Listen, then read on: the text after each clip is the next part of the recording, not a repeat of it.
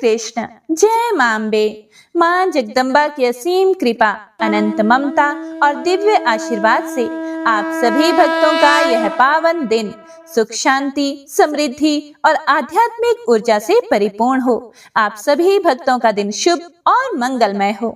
पिछले 18 अध्यायों को श्रद्धा, प्रेम और गहरे भक्ति भाव से सुनने वाले सभी श्रद्धालु भक्तों को मेरा हृदय से कोटि कोटि प्रणाम और धन्यवाद।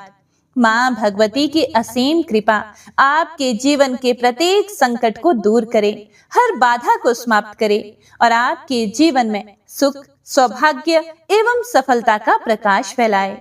हे प्रिय भक्तों, आज हम प्रवेश करने जा रहे हैं चैत्र मास की इस दिव्य, अलौकिक और पावन कथा श्रृंखला में 19वें अध्याय की ओर। तो आइए अपने मन को शांत करें, भक्ति के दीप को प्रज्वलित करें, सभी नकारात्मक विचारों को त्याग कर पूरे श्रद्धा और समर्पण के साथ प्रथम पूजनीय विघ्नहर्ता भगवान श्री गणेश जी का स्मरण करें और जगत जननी मां भगवती का ध्यान करते हुए आज के इस पावन 19वें अध्याय की कथा का मंगलमय शुभारंभ करें। तो प्रेम से बोलिए जय मां भगवती, जय श्री गणेश। जब शुंभ ने सुना कि उसका भाई निशुंभ युद्ध भूमि में मूर्छित पड़ा है, तब शुंभ क्रोधित होकर वहां पर आया और बाणों से सभी देवताओं को घायल करने लगा। शुंभ के लिए कोई भी काम कठिन नहीं था। उसने तुमुल युद्ध आरंभ कर दिया।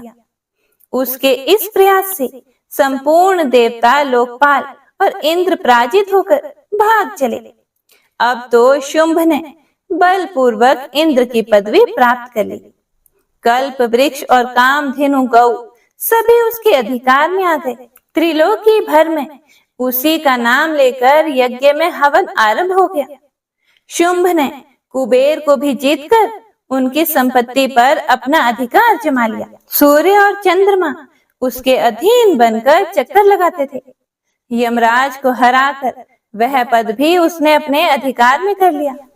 अपने प्रभुत्व से शुंभासुर अग्नि, वरुण और वायु सबके कार्य का स्वयं व्यवस्थापक बन गया। देवता बेचारे नंदन वन को छोड़कर पर्वतों की खोहों में जाकर छिप गए। राज्य छिन जाने के कारण उनकी शोभा नष्ट हो गई थी। अंधकारी होकर वे वनों में इधर उधर भटकने लगे। अब देवताओं का कोई भी सहायक नहीं रहा। वे निराधार, निस्तेज और निरायुध होकर समय व्यतीत करने लगे।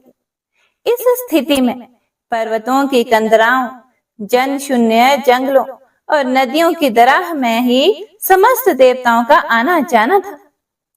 स्थान भ्रष्ट हो जाने के कारण वे कहीं भी सुख से समय व्यतीत नहीं कर पाते थे। महाराज, यह बिल्कुल निश्चित है कि सुख प्रारब्ध के अधीन है। हे प्रिय भक्तों, अत्यंत पराक्रमी, महान, भाग्यशाली, प्रचुर ज्ञानी व्यक्ति भी विपरीत समय आने पर दुख के चक्कर में पड़ जाते हैं। महाराज, काल की करामात बड़ी ही अद्भुत है। उसके प्रभाव से राज्य का अधिकारी व्यक्ति भी भिक्षुक बन जाता है, दाता को भिखमंगा और बलवान को निर्बल, पंडित को अज्ञानी तथा शूरवीर को अत्यंत ही कातर बना देने का श्रेय एकमात्र प्रारब्ध को ही है। 100 अश्वमेघ यज्ञ करने के बाद भी इंद्र को स्वर्ग का सर्वोत्कृष्ट अधिकार प्राप्त हुआ था, फिर भी उन्हें असीम कष्ट भी भोगने पड़े। यह सब काल की ही अद्भुत करामात थी। काल की कुचेष्टा में किसी प्रकार का आश्चर्य नहीं करना चाहिए। व्यास जी कहते हैं कि राजेंद्र, संपूर्ण देवता परास्त होकर भाग गए। स्वर्ग पर शुंभ का शासन प्रतिष्ठित हो गया। पूरे 1000 वर्ष तक शुंभ राज्य करता रहा। राज्य से भ्रष्ट हो जाने के कारण देवता अत्यंत चिंतित थे। उनके दुख का पार नहीं था। उन्होंने तब बृहस्पति जी के पास जाकर उनसे पूछा कि हे गुरु, अब क्या करना चाहिए, कृपया बताएं। हे महाभाग, आप सर्वज्ञ एवं मुनियों के सिरमौर हैं। इस संकट को दूर करने के लिए उपाय करना आवश्यक है। बहुत से उत्तम उपचार हैं, हजारों ऐसे वैदिक मंत्र हैं जिनके अनुष्ठान से अभिलाषा पूर्ण हो सकती है। सूत्रों ने इसका स्पष्टीकरण भी किया है। संपूर्ण कामनाओं को पूर्ण करने वाले तरह तरह के यज्ञ बताए गए हैं। हे मुने, आप उन उपायों को काम में लेने की कृपा करें। उनकी सभी विधियां आपको विदित हैं। वेद में शत्रु का नाश करने के लिए जो जैसी विधि बतलाई गई है, अब आप उसी का समुचित रूप से अनुष्ठान करें, जिससे हमारे संकट टल जाएं। हे बृहस्पति जी, इस अवसर पर आपका परम कर्तव्य है कि आप दानवों का उच्छेद करने के लिए अपनी बुद्धि के अनुसार यत्न करने में तत्पर हो जाएं। देवताओं की बात सुनकर बृहस्पति जी कहते हैं कि हे देवेश, वेद में प्रतिपादित सभी मंत्र प्रारब्ध के अनुसार ही फल प्रदान करते हैं। उनमें स्वतंत्रता नहीं है और ना वे अकेले ही कुछ कर सकते हैं। मंत्रों के प्रधान देवता तो आप लोग ठहरे, इसीलिए आप लोग काल के प्रभाव से अनेक प्रकार के कष्ट भोग रहे हैं। ऐसी स्थिति में मैं क्या उपाय कर सकूंगा? यज्ञों में इंद्र, अग्नि और वरुण आदि देवताओं के लिए यजन किया जाता है। वे स्वयं आप सब के सब विपत्ति में पड़े हुए हो, फिर यज्ञ क्या कर सकेंगे? होनी तो अवश्य होकर ही रहती है, उसे कोई भी टाल नहीं सकता। तब भी उपाय तो करना ही चाहिए। इसीलिए अपनी बुद्धि से विचार करके सर्वथा यत्न करने में लग जाना चाहिए। मैं भली भांति सोच समझकर आपको उपाय बता ही देता हूँ। पूर्व समय में भगवती जगदम्बा प्रसन्न होकर महिषासुर का वध कर चुकी हैं। तुम्हारे स्तुति करने पर उन्होंने वर दिया था कि हे प्रधान देवताओं, तुम्हें सदा मुझे याद करना चाहिए। माता ने कहा था कि जब जब तुम पर आपत्ति आए तब तब मुझे स्मरण करना, मैं तुम्हारे संकट दूर कर दूंगी। इसीलिए तुम लोग अत्यंत मनोहर हिमालय पर्वत पर जाकर प्रेम पूर्वक भगवती चंडिका की आराधना में तत्पर हो जाओ। तुम्हें माया बीज की पूर्ण जानकारी प्राप्त है। मैं समझता हूँ कि तत्परता पूर्वक तुम्हारे अनुष्ठान करने पर भगवती अवश्य प्रसन्न हो जाएंगी। अब तुम्हारे दुख का अंत होने वाला दिखाई पड़ रहा है, इसमें कोई भी संदेह नहीं। मैं सुन चुका हूँ भगवती चंडिका हिमालय पर सदा विराजमान रहती हैं। उनकी स्तुति और पूजा की जाएगी तो वे तुरंत मनोरथ पूर्ण कर देंगी। दृढ़ निश्चय करके तुम सब लोग हिमालय पर चले जाओ। हे देवताओं, ऐसा करने पर तुम्हारे सभी मनोरथ भगवती अवश्य पूर्ण कर देंगी। व्यास जी कहते हैं कि राजेंद्र, बृहस्पति के ऐसे वचन सुनकर देवता हिमालय पर्वत पर गए और उन्होंने देवी की आराधना आरंभ कर दी। माया बीज को हृदय में धारण करके वे सब सदा जप में संलग्न रहने लगे। भक्तों को अभय प्रदान करना भगवती महामाया का स्वभाव ही है। देवताओं ने अत्यंत भक्ति पूर्वक उन्हें नमस्कार किया और स्तोत्र के मंत्र पढ़कर वे स्तुति करने लगे। विश्व पर शासन करने वाली देवी, आप प्राण शक्ति हो, सदा आनंद स्वरूपिणी हो, देवताओं को आनंदित करने वाली हो। आपको नमस्कार है। दानवों का संहार करने वाली, मानवों की अनेक अभिलाषाएं पूर्ण करने वाली तथा भक्तिवश प्रकट होने वाली आप जगदम्बा को नमस्कार है। आध्या, आपके कितने नाम हैं और आपका कैसा रूप है, इसे जानने में कोई भी समर्थ नहीं है। सब में आप ही विराजमान हो। जीवों की सृष्टि और संहार में सदा आपकी ही शक्ति काम करती है। स्मृति, धृति, बुद्धि, जरा, दृष्टि, पुष्टि, सुविधा, सुलक्ष्मी, गति, कीर्ति और मेधा, ये सब आप ही हो। आपको विश्व का सनातन बीज माना गया है। जब जैसा अवसर आता है तब उसी के अनुसार रूप धारण करके आप देवताओं का कार्य करती हो और उनके हृदय की जलन दूर करती हो। हम आपको नमस्कार करते हैं। संपूर्ण प्राणियों के अंतःकरण में प्रशस्त स्वरूप धारण करने वाली आप ही क्षमा, योग निद्रा, दया आदि नामों से विराजमान हो। महिषासुर देवताओं का घोर शत्रु था। आपके हाथ उस मदांत दैत्य के प्राण त्याग कर चुके हैं। हे देवी, यह बात पुराणों और वेदों में स्पष्ट घोषित है। माता अपने बच्चे का प्रसन्नता पूर्वक सब प्रकार से पालन और पोषण करती ही है। इसमें कौन सी विचित्र बात है? क्योंकि देवता आपकी संतान है, इसीलिए आप एकाग्रचित्त होकर इनके संपूर्ण मनोरथ सफल करने की कृपा करो। हे देवी, अखिल जगत आपकी ही वंदना करता है। आप तो सर्व समर्थ हो। व्यास जी कहते हैं, इस प्रकार समस्त देवताओं की स्तुति करने पर भगवती जगदम्बा करुणा से ओतप्रोत होकर तुरंत प्रकट हो गई। उनका रूप निखर उठा था। वे विचित्र वस्त्र पहने हुए थे। दिव्य आभूषण उनके शरीर की शोभा बढ़ा रहे थे। गले में अद्भुत हार था और वे दिव्य चंदन से चर्चित थी। उनमें ऐसी सुकुमारता थी कि जगत मोहित हो जाए। उन्हें सभी शुभ लक्षण सुशोभित कर रहे थे। देवताओं के देखने में वे अद्वितीय स्वरूपिणी प्रतीत हुई।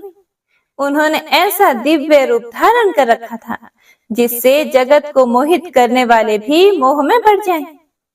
कोकिल के समान मधुर भाषण करने वाली भगवती जगदम्बा हंसकर स्तुति करने में लगे हुए देवताओं के प्रति प्रेम पूर्वक गंभीर वाणी में कहने लगी कि हे आदरणीय देवताओं, तुम इस समय क्यों इतनी स्तुति कर रहे हो?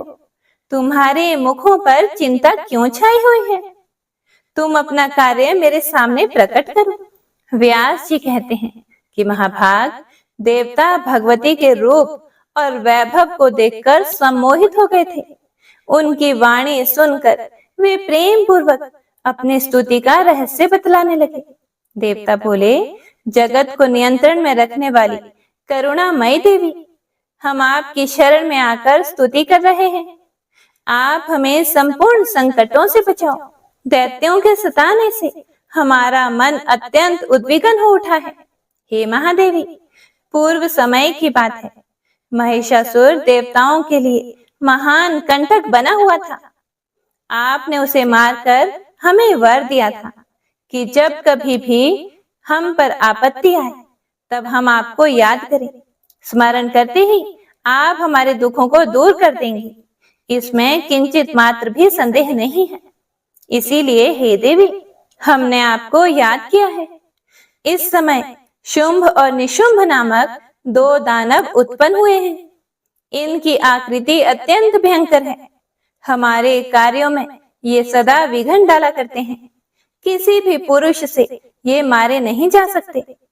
ऐसे ही प्रतापी रक्त बीज और चंड मुंड भी हैं।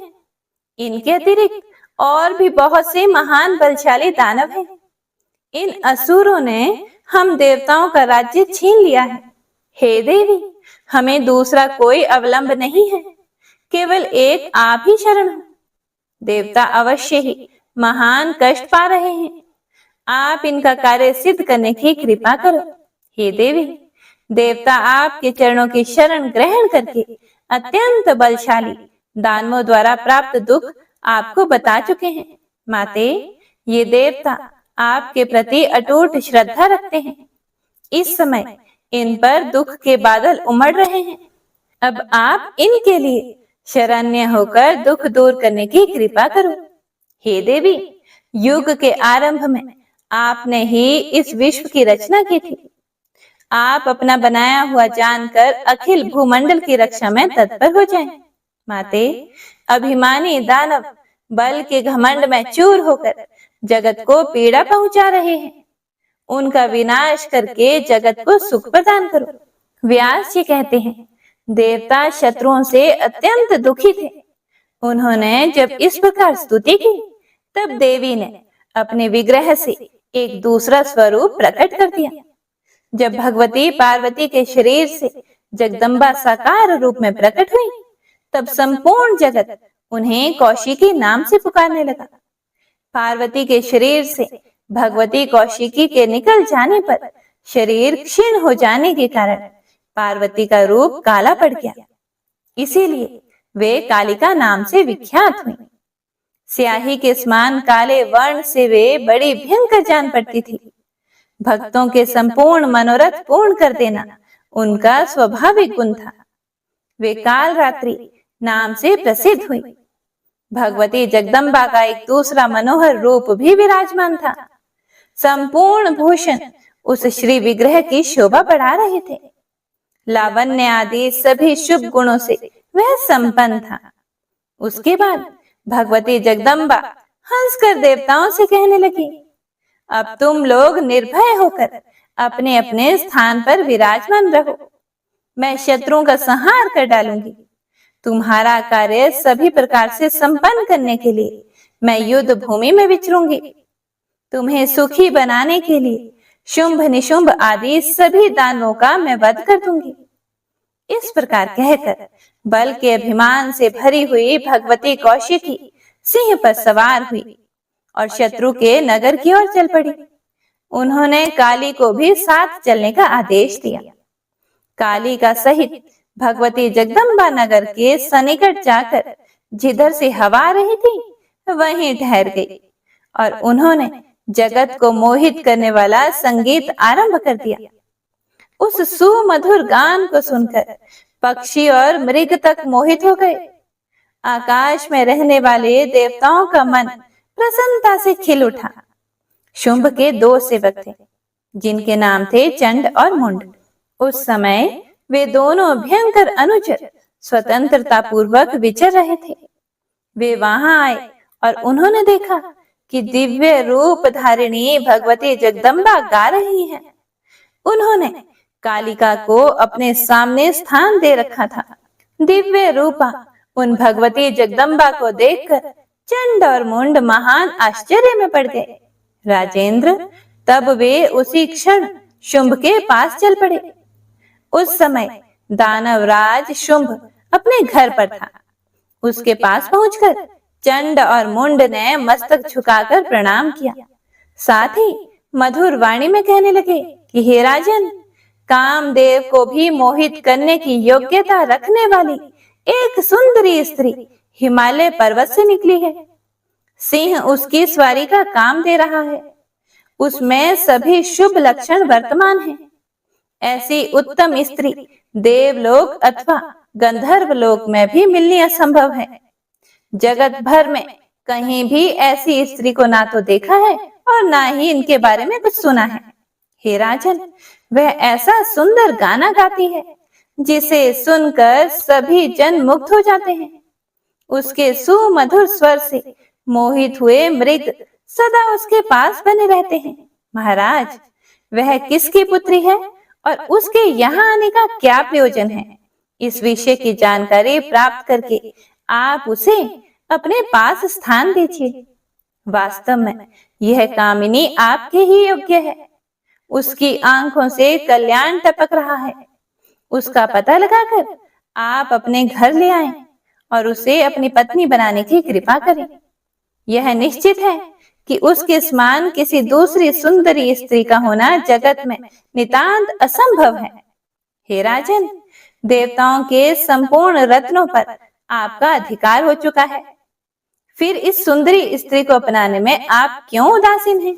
हे राजन, आपने तो इंद्र से भी बलपूर्वक ऐश्वर्यपूर्ण ऐरावत हाथी, पारिजात वृक्ष और उच्च श्रवा अश्व आदि छीन लिए हैं। राजन, ब्रह्मा का अद्भुत विमान रत्नमय है। राजहंस के चिन्ह वाली ध्वजा उस पर फहरा रही है। ऐसे दिव्य विमान को आपने बलपूर्वक अपने अधिकार में कर लिया है। राजन, पद्म नामक निधि आप कुबेर से छीन लाए हैं। वरुण का शुभ्र छत्र आपने हठ पूर्वक ले लिया है। हे राजन, आपके भय से समुद्र ने, जिसके कमल कभी कुम्हलाते नहीं, ऐसी माला तथा तरह तरह के रत्न आपको भेंट किए हैं। मृत्यु की शक्ति और यमराज के अत्यंत भयंकर दंड पर भी आपका ही अधिकार है। उन्हें पराजित करके आपने उनको छीन लिया है। आपके पराक्रम का कहां तक बखान किया जाए।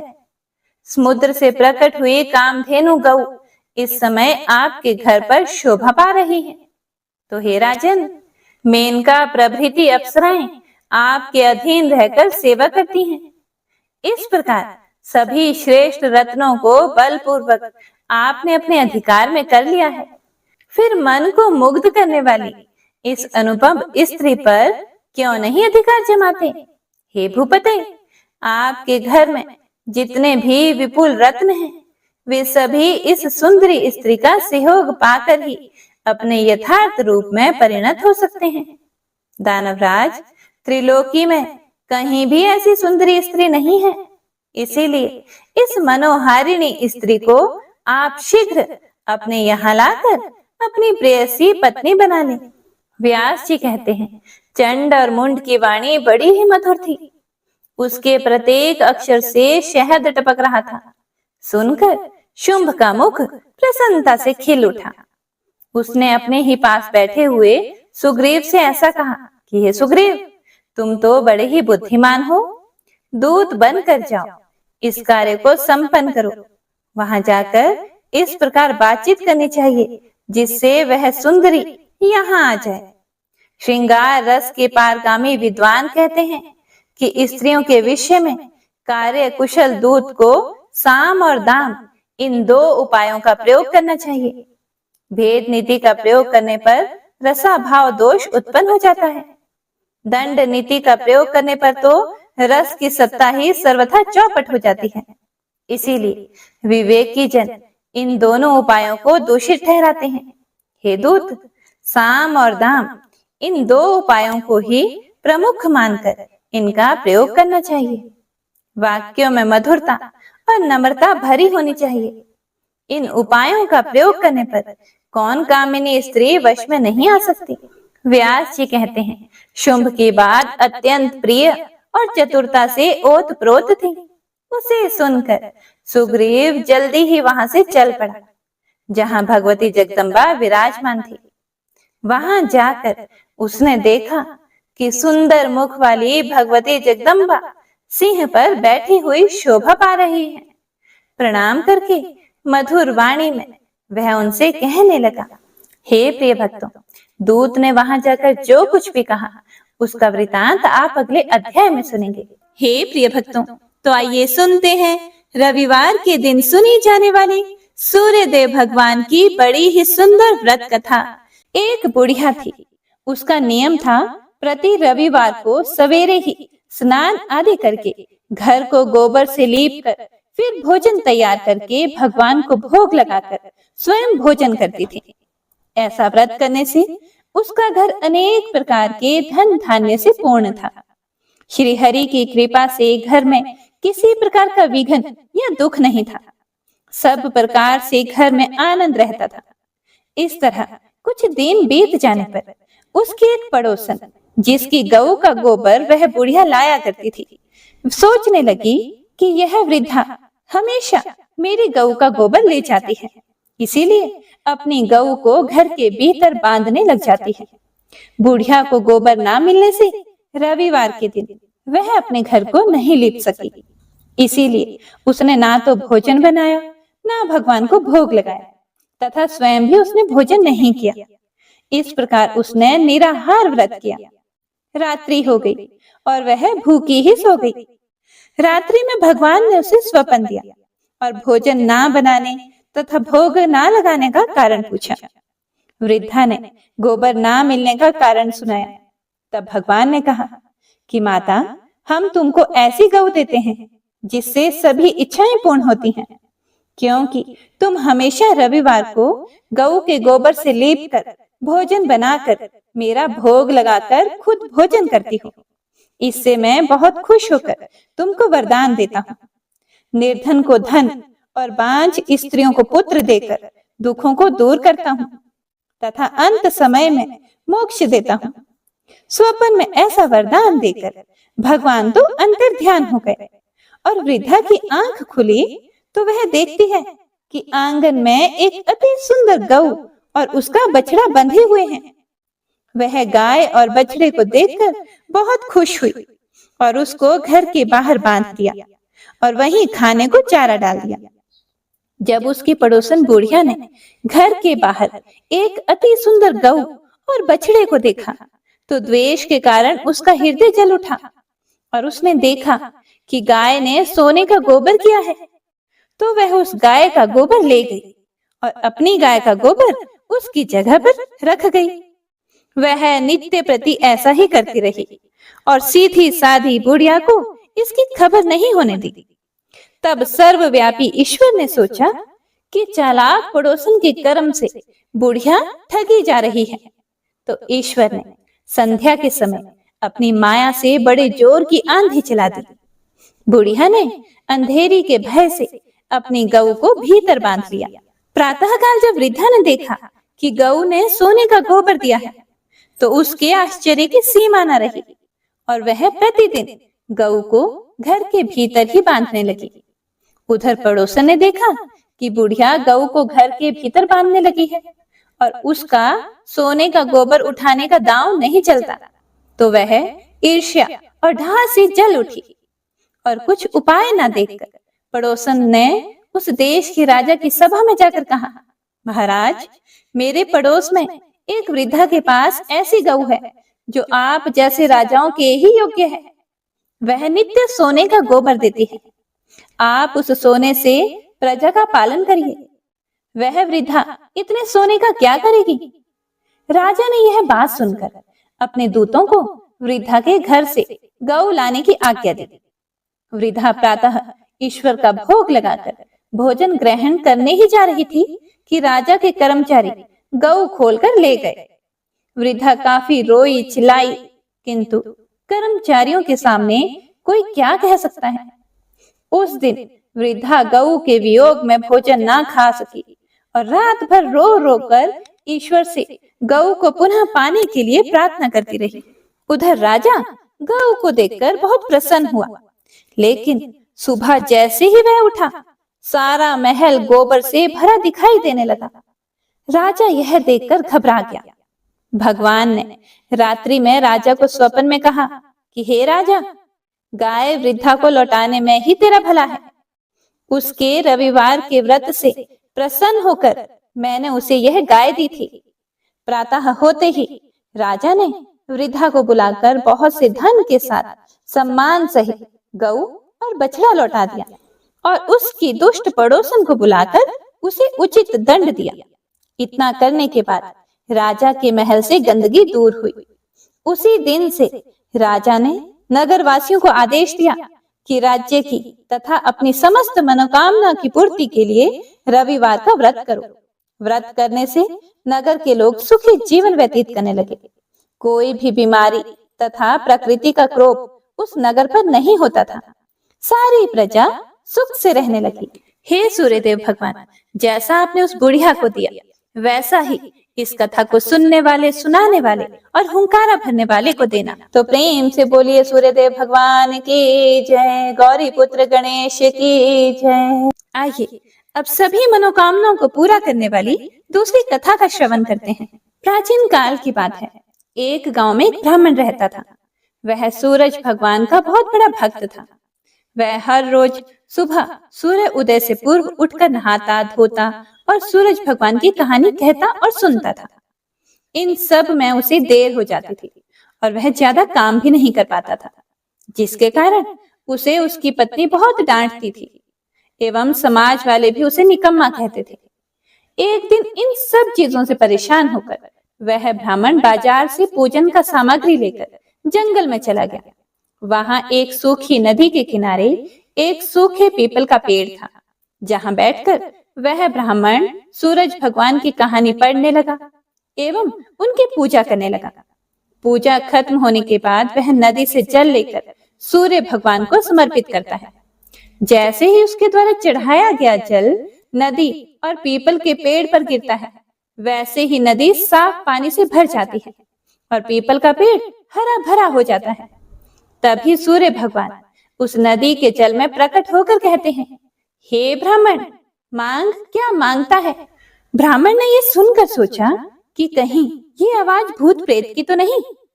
तब वह घर जाकर यह सारी बात अपनी पत्नी को बताता है। तब उसकी पत्नी समझ जाती है कि सूरज भगवान ने इन्हें दर्शन दे दिया है। ब्राह्मण की पत्नी उसे समझाती है और कहती है, सूर्य भगवान आपसे प्रसन्न होकर आपको वरदान देना चाहते हैं। तब ब्राह्मण अपनी पत्नी से कहता है, वरदान में क्या मांगूं बताओ। उसकी पत्नी कहती है, कम शब्दों में जितना हो सके मांग लो। और ब्राह्मण को सूर्य भगवान से यह मांगने को कहती है कि अपने महल के अंदर सोने के पालने में परपोतों को दासियों द्वारा खिलाते अपनी आंखों से देख पाऊं। अगले ही दिन जब वह जंगल जाता है और सूरज भगवान की कहानी और आराधना करता है, तभी सूर्य देव भगवान फिर से प्रकट होकर ब्राह्मण से वरदान मांगने को कहते हैं। तब ब्राह्मण अपनी पत्नी के द्वारा बताए गए शब्दों को सूर्य भगवान को कहता है। तब सूरज भगवान ने यह सुनकर कहा, दिखने में तो तू बहुत भोला भाला लगता है, पर एक ही बार में सब मांग लिया। सूरज भगवान ने कहा, जा, तेरी इच्छा पूरी होगी। ब्राह्मण जब जंगल से वापस अपने घर जाता है तो देखता है कि उसकी टूटी हुई झोंपड़ी महल बन गई है और उस महल में दास दासियां आ जा रहे हैं। ब्राह्मण ने पास में बैठी हुई एक बूढ़ी महिला से पूछा कि यहाँ तो मेरी झोंपड़ी हुआ करती थी। उसी समय महल की खिड़की से एक सुंदर सी महिला गहनों और सुंदर कपड़ों से लदी हुई बाहर आई और ब्राह्मण से आकर बोली, आ जाओ, यह अपना ही घर है। सूरज भगवान ने तुम्हारी मनोकामना पूर्ण कर दी है। इतना धन देखकर ब्राह्मण ने उस महिला से कहा, इतने धन का हम क्या करेंगे। तभी उसकी पत्नी ने कहा, धन से क्या नहीं होता है, दान पुण्य यज्ञ होम करेंगे। फिर ब्राह्मण ने अपने धन का इस्तेमाल पूजा पाठ एवं पुण्य कार्यों में किया। अब सभी गांव वाले राजा की जगह उस ब्राह्मण का गुणगान करने लगे। राजा ने जब यह सुना तो ब्राह्मण को बुलाया और पूछा, कल तक तो तुमको खाने को भी नहीं मिलता था, आज यह धन कहां से आ गया, कहां से चोरी की और डाका डाला। ब्राह्मण ने कहा, यह सब तो भगवान सूरज देव की कृपा है, और सारी कहानी राजा को बता दी। राजा ने जब यह सुना फिर उसके बाद राजा ने भी सूरज भगवान की कहानी सुनने और आराधना करने लगा, जिससे सूरज भगवान ने राजा को एक सुंदर सा पुत्र दिया और उसका परिवार सुख से भर दिया। इसी तरह जो भी भक्त सूरज भगवान की कहानी पढ़ता या सुनता है और सूर्य भगवान की पूजा करता है तो सूर्य भगवान उसकी सभी मनोकामनाएं पूर्ण कर देते हैं। तो बोलिए गणेश भगवान की जय, सूर्य देव भगवान की जय, सभी देवी देवताओं की जय। हे प्रिय भक्तों, हमारे चैनल पर नवरात्रि में सुने जाने वाले श्री दुर्गा सप्तशती के पाठ और माता रानी की कहानियां भी सुनाई जा रही हैं। तो आप सभी भक्तजनों से विनम्र निवेदन है कि इन कथाओं का स्वादन भी जरूर कीजिएगा और माता रानी का आशीर्वाद प्राप्त कीजिएगा। माता रानी का आशीर्वाद आप सभी भक्तों पर सदा सर्वदा बना रहे।